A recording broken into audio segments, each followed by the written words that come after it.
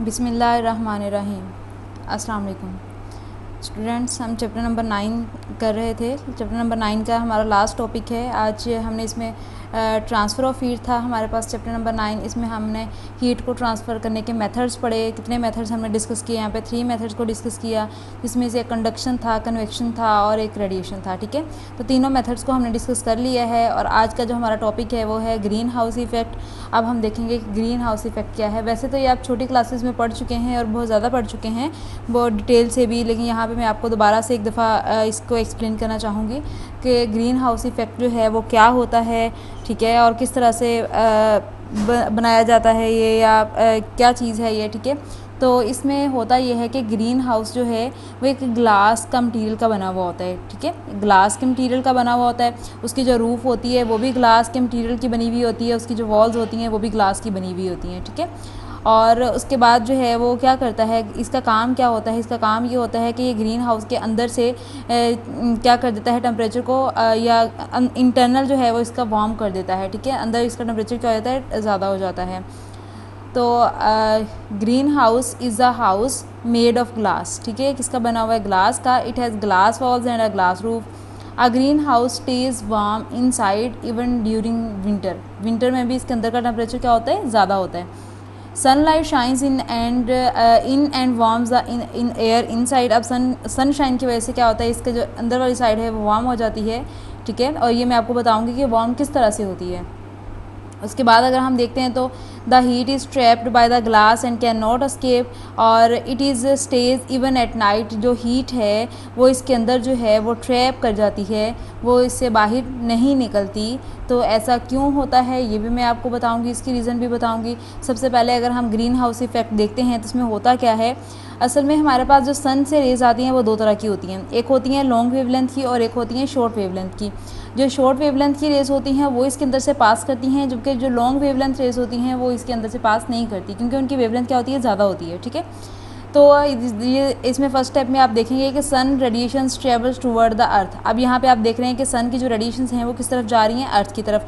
अब for example हमने 3 rays यहाँ पे ले ली हैं। ठीक है, इनमें से 2 रेज़ इसमें से पास कर रही हैं, जबकि एक रे क्या हो गई, यहाँ से रिफ्लेक्ट हो गई है। इसका मतलब ये कि सारी की सारी रेज़ तो यहाँ से इसके अंदर पास नहीं होती ना। कुछ रेज़ जो हैं वो, कुछ एनर्जी जो है वो यहाँ पे इसके अंदर चली जाती है, एब्जॉर्व कर लेती है, और कुछ जो है वो क्या होती है, रिफ्लेक्ट हो जाती है। स्टेप 2 में आप देखेंगे कि some of the energy is reflected and the rest of it is absorb by the earth surface. अब इसमें कुछ एनर्जी जो होती है वो क्या हो जाती है, रिफ्लेक्ट हो जाती है, जबकि बाकी एनर्जी जो होती है वो अब्जॉर्ब कर लेती है। अर्थ जो है वो अपने अंदर क्या करती है, अब्जॉर्ब कर लेती है। उसके बाद आप देखते हैं, अब ये तो एनर्जी इसके अंदर, रेज़ इसके अंदर चली गई, इसने अब्जॉर्ब कर ली, और कुछ रेज़ जो हैं वो इसने रिफ्लेक्ट कर दी। अब जो अर्थ है ये भी रेडिएशंस को इमिट करती है। ठीक है, यहाँ से भी रेडिएशंस जो हैं वो खारिज होती हैं।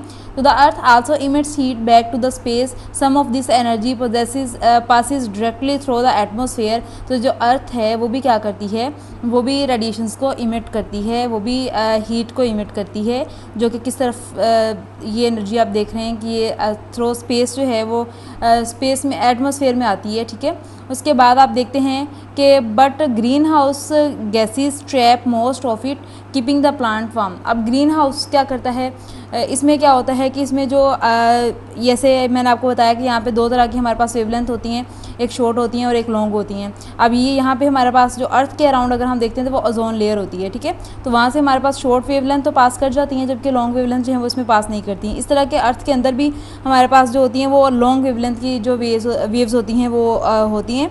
तो जो इमिट करती है वो लॉन्ग वेवलेंथ की वेव्स होती हैं, इसलिए वो जो है वो यहाँ से बाहर पास नहीं कर सकती। ठीक है, तो जिसकी वजह से इसके अंदर का टेम्परेचर क्या हो जाता है, ट्रैप हो जाता है। यही होता है ग्रीन हाउस इफेक्ट में।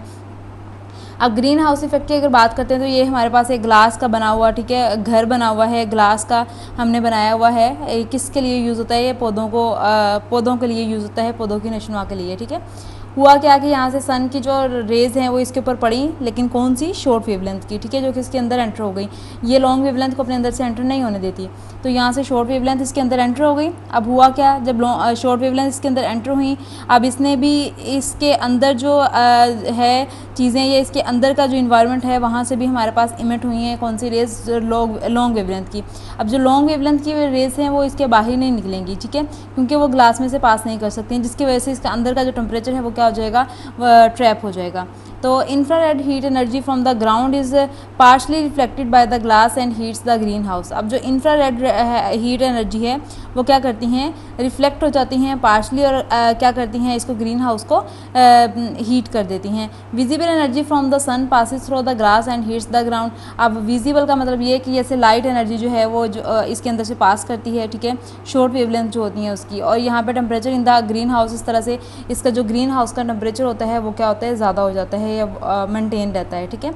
इस तरह से एक और डायग्राम में मैं आपको दिखाती हूँ। यहाँ पे आप देख सकते हैं कि सन की शॉर्ट वेवलेंथ्स हैं, ठीक है, शॉर्ट वेव्स हैं जिनकी वेवलेंथ जो होती है वो शॉर्ट होती है। उसके बाद short waves heat the ground. अब शॉर्ट वेव क्या करती हैं, ग्राउंड को क्या कर देती हैं, हीट कर देती हैं। उसके बाद warm air rises and heats the green house. अब यो यहाँ से कौन सी एयर होती है, यहाँ पे वार्म एयर होती है जो कि राइज करती है एंड हीट कर देती है किसको, ग्रीन हाउस को। और उसके बाद यहाँ पे आप देखेंगे कि ये जो वेवलेंथ्स यहाँ से इमिट हो रही हैं ये यहाँ से बाहर नहीं निकलेंगी बल्कि रिफ्लेक्ट होकर वापस इसी के अंदर आ जाएंगी। यहाँ से भी आप देख रहे हैं कि जो ये इसी के अंदर रिफ्लेक्ट होकर क्या हो रही हैं, वापस आ रही हैं। ये भी आप देखते हैं, ठीक है, ये रिफ्लेक्ट होकर ये भी क्या हो जाएंगी, वापस आ जाएंगी। ये इनका एक्चुअल वे दिखाया हुआ है, जबकि एक्चुअल वे इनका जो है ये है, लेकिन यहाँ से क्या होती है, ये रिफ्लेक्ट होकर वापस इसी में आ जाते हैं, जिसकी वजह से इसके इंटरनल टेम्परेचर जो होता है वो ट्रैप कर जाता है। तो infrared rays radiate from green house ground and can not pass through the glass. और उसके बाद है long wavelength radiations to the atmosphere. ये लॉन्ग वेवलेंथ जो है वो शो कर रही हैं, ठीक है। तो इस तरह से जो ग्रीन हाउस इफ़ेक्ट है या ग्रीन हाउस के अंदर का जो टेम्परेचर है वो क्या हो जाता है, वो ट्रैप कर जाता है, और वहाँ पे जो है वो पौधों को हम पौधों की नशोनुमा करते हैं, पौधों को हम उगाते हैं वहाँ पे, ठीक है। तो यहाँ पे अगर हम देखते हैं तो ग्रीन हाउस है हमारे पास, ये ग्रीन हाउस मैं आपको बता चुकी हूँ। इसमें light from the sun contains thermal radiations infrared of long wavelength. अब जो इंफ्रारेड होती हैं ये आप अंडरलाइन भी कर लेंगे एमसीक्यूज़ के लिए कि जो इंफ्रारेड होती हैं वो लॉन्ग वेवलेंथ की होती हैं, जबकि अल्ट्रावायलेट जो होती हैं वो शॉर्ट वेवलेंथ की होती हैं।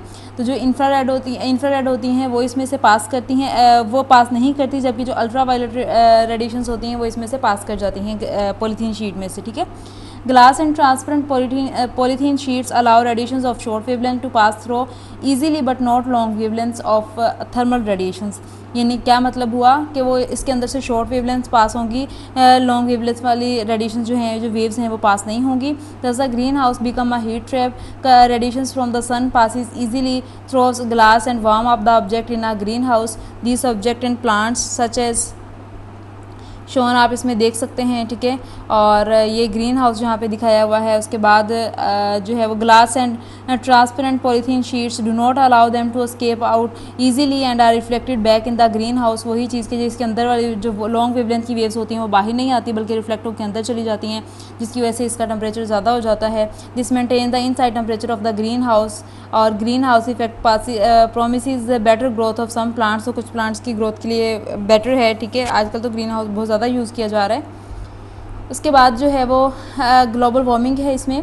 तो ग्लोबल वार्मिंग क्या है, आपको पता है कि हमारी जो एयर है उसमें कार्बन डाइऑक्साइड और वाटर है, ठीक है। लेकिन आजकल अगर हम देख रहे हैं तो ग्रीन हाउस की वजह से हमारी कार्बन डाइऑक्साइड जो है वो उसकी अमाउंट बहुत ज़्यादा हो रही है, जिसकी वजह से हमारी अर्थ का जो टेम्परेचर है वो ज़्यादा होता जा रहा है, ठीक है। हर गर्मियों में आप देखते हैं कि 1 डिग्री 2 डिग्री जो है वो पिछली गर्मियों से ज़्यादा हुआ होता है। तो ये ऐसा क्यों हो रहा है, कार्बन डाइऑक्साइड की गैस की ज़्यादा होने की वजह से हो रहा है। इसको हम बोलते हैं ग्लोबल वार्मिंग। तो carbon dioxide and water also behave in a similar way to radiations as glass और polythene. Earth's atmosphere contains carbon dioxide and water vapours. It causes green house effect as shown. आप इसमें diagram में देख सकते हैं। This maintain the temperature of the earth. और इस तरह से during the recent year the percentage of carbon dioxide has been increased considerably. This has caused an increase in the average temperature of the earth by trapping more heat due to greenhouse effect. This phenomenon is known as global warming. This has serious implication for the global climate. तो जो कि बहुत ज़्यादा जो है वो serious एक issue है, या बहुत ज़्यादा हमें इसको ग्लोबल वार्मिंग को कम करना चाहिए, ठीक है। तो लेकिन आजकल ऐसा हो रहा है कि कार्बन डाइऑक्साइड की अमाउंट जो है वो ज़्यादा होती जा रही है एयर में, जिसकी वजह से टेम्परेचर जो है वो क्या होता जा रहा है, अर्थ का टेम्परेचर ज़्यादा होता जा रहा है, ठीक है। उसी को हम क्या बोलते हैं, ग्लोबल वार्मिंग बोलते हैं, ठीक है। तो ग्रीन हाउस की आपको समझ आ गई, ग्लोबल वार्मिंग की आपको समझ आ गई। ग्रीन हाउस में हमने क्या पढ़ा कि ग्रीन हाउस जो शीट है, जो पॉलीथीन शीट होती है, वो अपने अंदर से जो शॉर्ट वेवलेंथ की वेव्स होती हैं उसको पास करवाती है, जबकि जो लॉन्ग वेवलेंथ की वेव्स होती हैं उसको पास नहीं करवाती, ठीक है। और उसके फिर जो अंदर वाली इनसाइड से जो वेव्स इमिट होती हैं वो लॉन्ग वेवलेंथ की होती हैं, वो ग्रीन हाउस से बाहर नहीं जाती बल्कि रिफ्लेक्ट होकर ग्रीन हाउस के अंदर ही आ जाती हैं, जिसकी वजह से उसका टेम्परेचर जो है वो क्या हो जाता है, ट्रैप हो जाता है। ठीक है, तो और वो जो है वो प्लांट्स के लिए, प्लांट की ग्रोथ के लिए बेटर है। ठीक है, उसके बाद हमारे पास जो इसका लास्ट टॉपिक है, छोटा सा है, application and consequences of radiations. अब कॉन्सिक्वेंसेज में हमने क्या देख रहे हैं, हम इसमें दो चीज़ें पढ़ेंगे, एक हमने डल ब्लैक सरफेस का पढ़ना है और एक हमने पढ़ना है वाइट सरफेस का। ठीक है, डल ब्लैक सरफेस क्या होती है, डल ब्लैक सरफेस में क्या होता है।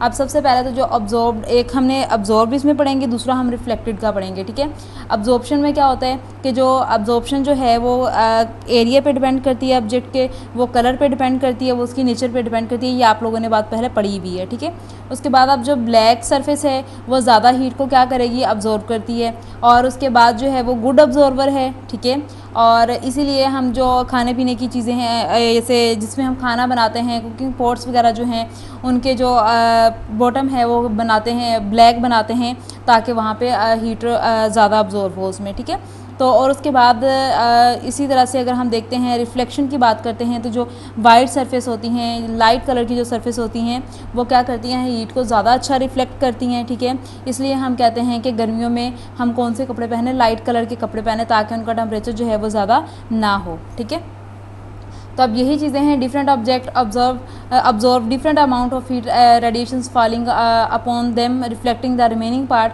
The amount of heat absorb by a body depends upon the colour and nature of it surface. ये बात आप पहले पढ़ चुके हैं।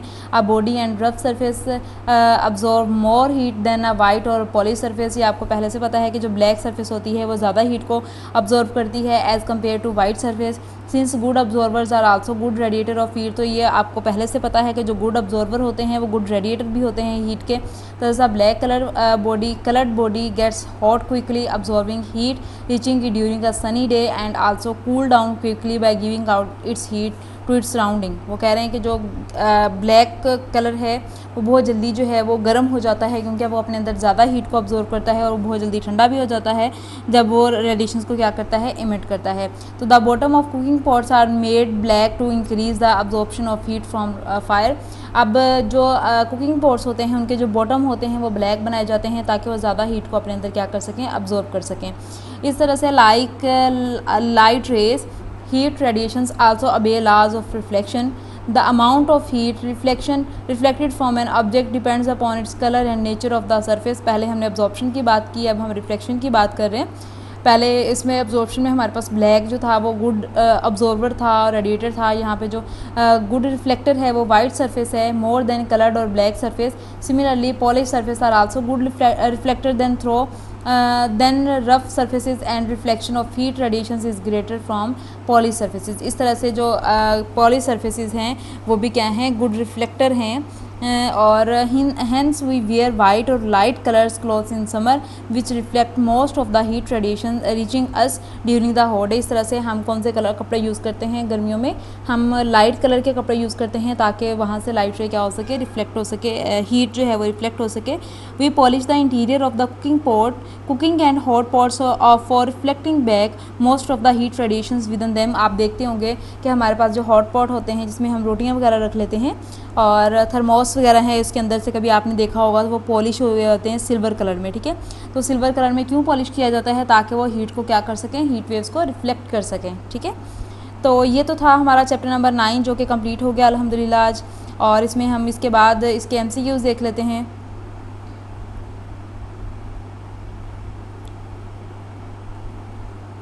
इसमें फ़र्स्ट हमारे पास एमसीक्यूज़ है, in solids heat is transferred by, heat जो है वो सॉलिड में किस तरह से ट्रांसफ़र होती है, बाय कंडक्शन मेथड है, बी ऑप्शन है इसका। What happens to the thermal conductivity of a wall if its thickness is double. अब वो कह रहे हैं कि अगर हम उसकी थिकनेस को डबल कर देते हैं तो थर्मल कंडक्टिविटी में क्या होता है। तो अगर हम थर्मल कंडक्टिविटी का फॉर्मूला देखते हैं तो वो हमारे पास क्या है, K is equal to Q over T L over A T1 minus T2। मैं आपको यहाँ पे दिखाने की कोशिश कर रही हूँ।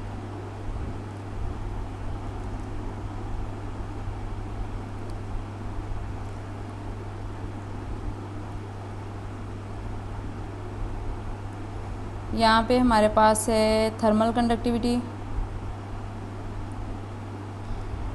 जिसमें हमारे पास लेंथ जो है वो थिकनेस है एल, जो नहीं कि यहाँ पे हम उसको थिकनेस का नाम देंगे। और उसके बाद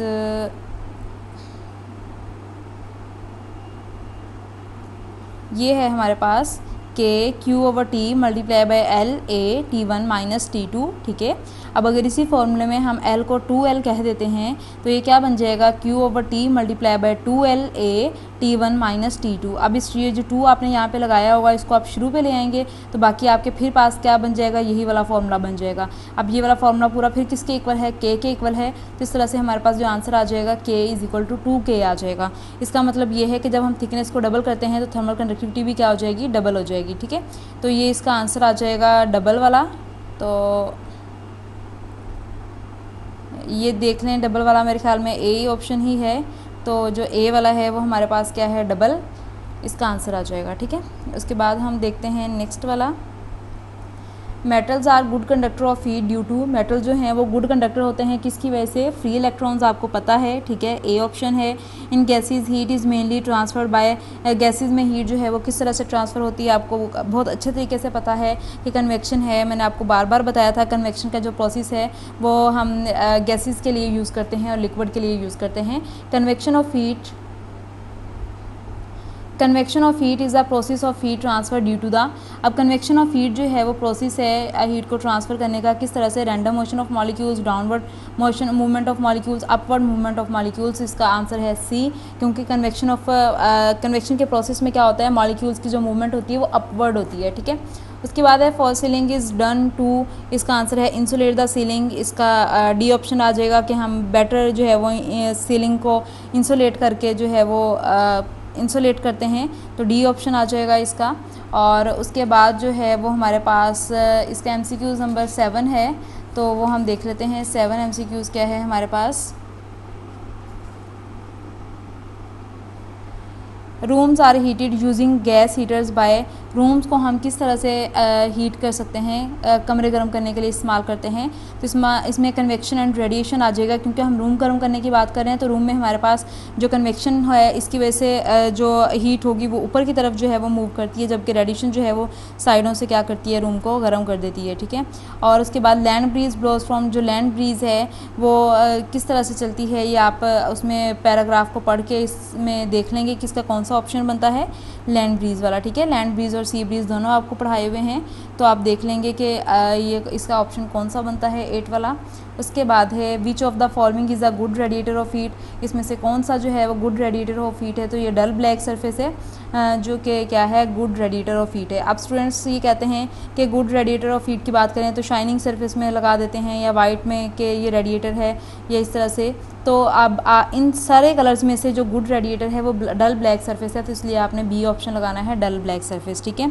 तो यहाँ तक आज हमारे एमसीक्यूज़ भी हो गए हैं और चैप्टर भी कंप्लीट हो गया है। नेक्स्ट हमारे इसके शॉर्ट क्वेश्चंस हैं और न्यूमेरिकल्स हैं, 2 न्यूमेरिकल्स हैं इसके, ठीक है। तो वो हम नेक्स्ट लेक्चर में करेंगे इंशाल्लाह। अल्लाह हाफिज़।